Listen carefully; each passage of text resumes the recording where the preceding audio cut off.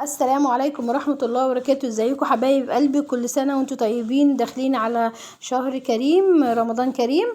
معايا هنا كيلو ليمون.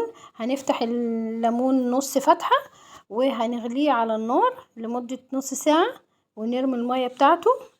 وبعد كده هيكون معايا التتبيلة بتاعته، معايا توم وفلفل احمر حراق وخل، ومعايا حبة البركة. اللي عايز يحط حراق يحط، اللي مش عايز خليه عادي.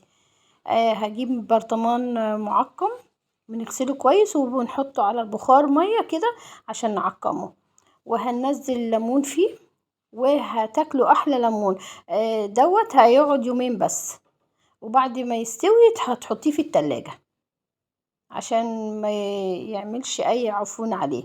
وهنا هحط مع الليمون كوباية خل ومعلقتين ملح خشن او ملح عادي، وهنحط معلقتين من التتبيلة دي على الوش، ومعايا مية سخنة نحطها على الوش، وهنقفل البرطمان نخليه بره يومين بس، وبعد كده تاكلي احلى ليمون. اتمنى ان الفيديو يعجبكم وينال اعجابكم، وتقولوا لي رايكم في التعليقات. وهنا بوريكم بعد ما قعد يومين بس ان هو استوى وداب ازاي.